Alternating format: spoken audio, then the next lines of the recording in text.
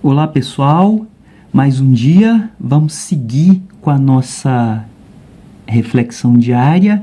Hoje, primeiro item 1 do edital, teorias pedagógicas, teorias educacionais na modernidade e na pós-modernidade, o pensamento pedagógico brasileiro e a relação sociedade, teorias pedagógicas e políticas educacionais.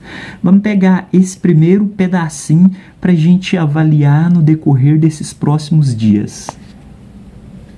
Então, eu trago aqui tendências ou teorias pedagógicas, como preferirem. Num primeiro grupo, vamos falar da tendência liberal. Num segundo grupo, vamos falar da progressista. E no terceiro, vamos falar das tendências contemporâneas. Aí, como fica muito grande, a gente começa essa semana, hoje, mais especificamente pela liberal. E aí depois, no decorrer da semana, a gente vai lendo, relendo e avaliando o restante para ver como esses assuntos se relacionam, se interrelacionam entre si. Então, primeiro passo. Quando se fala em tendência pedagógica, concepção pedagógica, teoria pedagógica, seja o que for, existem vários autores que dividem e colocam de diversas formas essas divisões. Aí eu vou seguir aqui o que o professor Libani utiliza em suas obras didática e currículo, enfim, e tantos outros que ele publicou.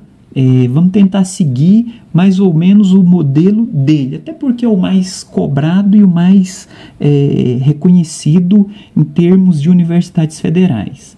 Então, quando se fala, primeiro grupo, tendência liberal, seria no sentido de que não é, às vezes, quando cai na questão, na prova, normalmente a gente tem a tendência a pensar assim: a tendência liberal é a escola liberal, que o aluno fala, que o aluno participa, levanta a mão, mas não é. Esse grupo liberal seria o quê? Um termo que foi usado do liberalismo econômico, que quem define são as classes sociais, enfim, o poder, o capitalismo.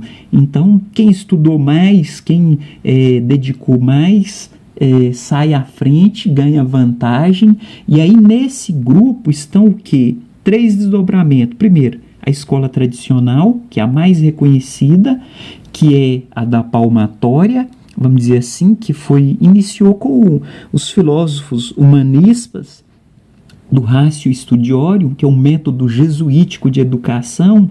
Então, essencialista, né? O ser humano, ele tem a sua essência, ele é imutável, a verdade é que não muda. Então você tem o professor lá na frente dando aula, ele fala, o aluno obedece, o aluno simplesmente fica calado, não tem que falar, não tem que interferir, tem que decorar, gravar, anotar tudo que o professor mandar. Então a participação do aluno é zero, quem manda é o professor. O professor conduz, domina e é o essencial que domina a aula. Depois, por volta de 1930, teve o movimento dos pioneiros da educação nova, e aí com John Dewey, enfim, Anísio Teixeira e tantos outros, buscando o quê? Uma escola ativa, onde o aluno pudesse participar, não fosse punido, não fosse castigado com a palmatória.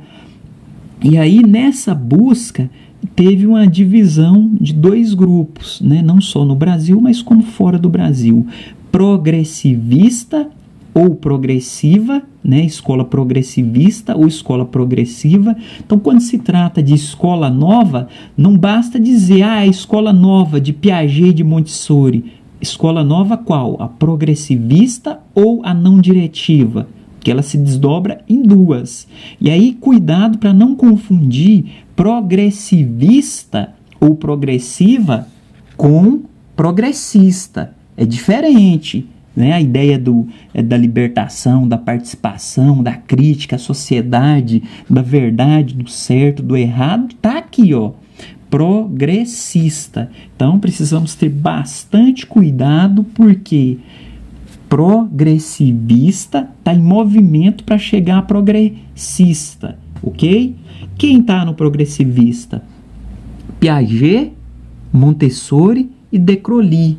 É o que? O construtivismo. Então traz aquela ideia de que o aluno ativo vai pesquisar, vai identificar os problemas, procurar propor solução.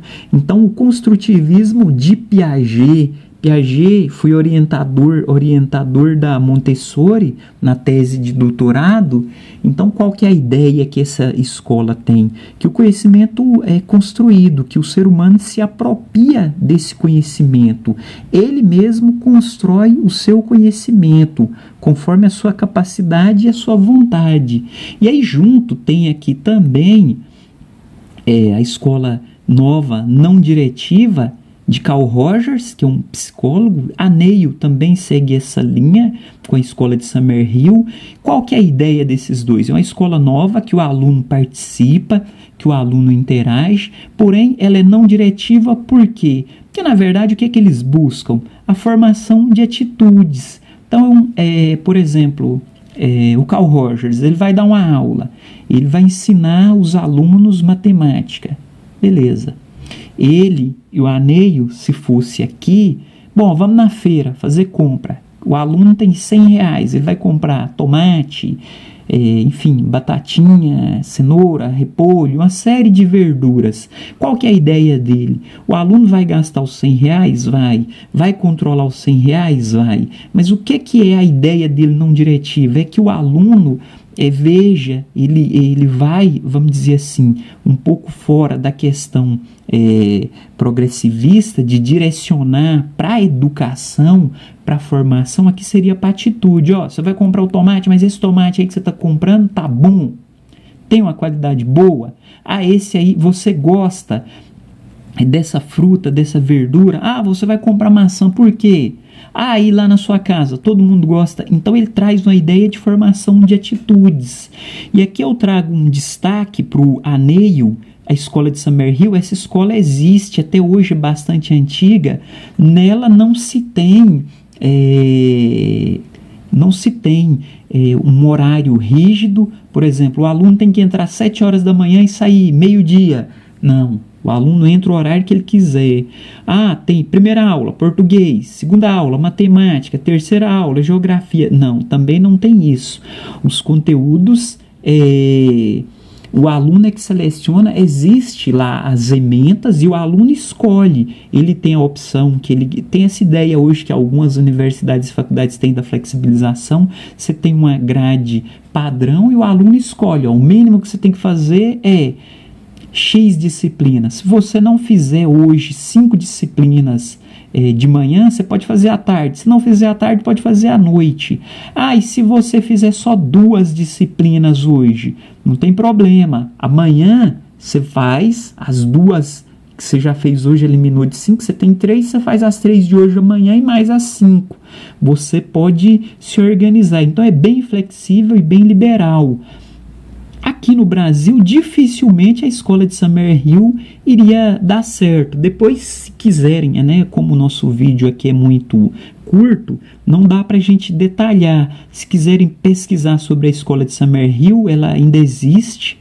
Até se fala que está a caminho de ser fechada, de ser encerrada, por ser uma experiência difícil, porque não são todos os alunos que adequam e se adaptam a ela, porque você estudar sozinho, com autonomia, por conta própria e levar adiante, exige determinação, exige preparo e nem todos estão preparados para isso. Então, recapitulando, quando se fala de escola liberal, você tem o quê? A escola liberal divide em tradicional, escola nova e tecnicista. Escola nova progressivista ou progressiva e a não diretiva. A tecnicista diz respeito ao SESI, o SESC, o SENAI, o Sistema S. De um modo em geral, Skinner, reforço e controle. Então, por exemplo, um professor do curso de torneiro no Senai, ele vai ensinar o aluno, olha, você tem que fazer essa peça, o torno tem que estar girando a 50.000 voltas por minuto, e aí o tempo que você vai colocar a fresa e vai realizar esse processo, não pode passar de 5 minutos, porque senão ele aquece e estoura.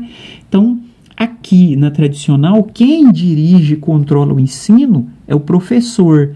Na escola nova, é o aluno. Aqui na tecnicista é o método. Então, nem o professor e nem o aluno, mas o método. Eles vão ler o manual, o rigor científico, a forma que é para ser feito, que é para ser executado, e assim vai. A ideia da escola tecnicista é essa.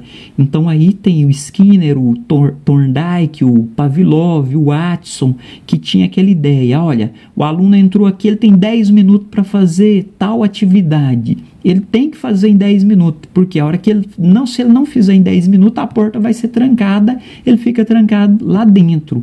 Então, segue essa ideia. Aí, pessoal, por hoje é esse grupo liberal nas tendências pedagógicas, e depois a gente vai ver as progressistas.